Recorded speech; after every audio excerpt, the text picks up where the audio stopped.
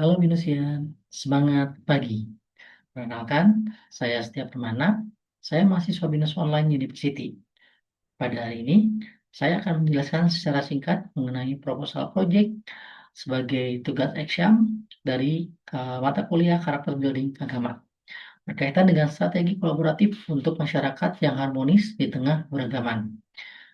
Hal ini berkaitan dengan SCC 16 dan 17, Rich and Strong Institution and Partnership for the Goals. Baik, langsung saja masuk ke latar belakang masalah. Bagaimana konflik sosial yang berkaitan dengan perbedaan agama dan kepercayaan masih menjadi tantangan besar di berbagai belahan dunia, termasuk di Indonesia. Menurut data dari Badan Pusat Statistik, pada tahun 2021 dilaporkan bahwa terdapat peningkatan signifikan dalam jumlah kasus intoleransi yang menunjukkan bahwa perbedaan keyakinan seringkali menjadi pemicu ketegangan antar kelompok, yang mana peran agama seharusnya menjadi sumber damaian. Dalam konteks Sustainable Development Goals nomor 16 yang menekankan pentingnya perdamaian, keadilan, dan institusi yang kuat, peran agama dalam membangun masyarakat yang harmonis dalam mengelola perbedaan, terutama di Indonesia yang memiliki keberagaman agama. Berikutnya adalah rumusan masalah berdasarkan hasil diskusi kelompok. Terdapat tiga rumusan masalah. Yang pertama adalah bagaimana peran agama dalam menciptakan perdamaian di masyarakat. Yang kedua, bagaimana pendekatan kolaboratif antar agama dapat membantu mengurangi konflik di masyarakat. Dan yang ketiga, bagaimana peran generasi muda dalam konteks perdamaian dan toleransi antar agama. Berikut adalah temuan di lapangan berdasarkan hasil peninjauan kami, di mana dari bidang pendidikan atau sekolah ditemukan kegiatan interagama seperti dialog, kerjasama sosial, dan pendidikan tentang toleransi dapat meningkatkan pemahaman dan kedamaian. Hal ini sangat penting sekali untuk membangun moral untuk kaum pelajar agar bisa meningkatkan rasa toleransi untuk bisa menciptakan perdamaian. Kemudian dari tokoh agama, tentunya agama memiliki peran penting. Tokoh agama memiliki peran penting dalam mempromosikan kedamaian dan toleransi melalui pengajaran dan contoh perilaku yang positif.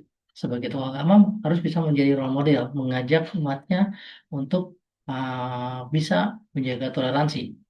Lalu di dunia kerja, uh, tentunya di berbagai perusahaan terdapat tim kerja terdiri dari berbagai latar belakang yang berbeda. Hal ini harapannya masih bisa saling menghargai dan saling melengkapi. Ya, tidak menjadikan perbedaan menjadi satu masalah, tetapi perbedaan ini menjadi sesuatu yang bisa kita jaga. Lalu berikutnya, tantangan yang kami hadapi. Eh, Agama masih digunakan untuk kepentingan politik yang dapat memperburuk konflik dalam perpecahan. Yang kedua, banyak orang tidak memiliki pemahaman yang cukup tentang keyakinan agama lain, sehingga sulit untuk mengembangkan toleransi. Dan yang ketiga, ajaran dan praktik yang berbeda dalam tiap agama bisa menjadi hambatan dalam menciptakan kesepakatan dan kerjasama.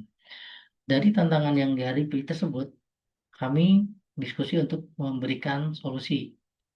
Berikut adalah solusi yang kami tawarkan. Yang pertama, mengedukasi masyarakat tentang pentingnya pemisahan antar agama dan politik. Tentunya peran dari pemerintah dan pemuka agama untuk berkolaborasi dalam mengedukasi masyarakat dalam hal tersebut.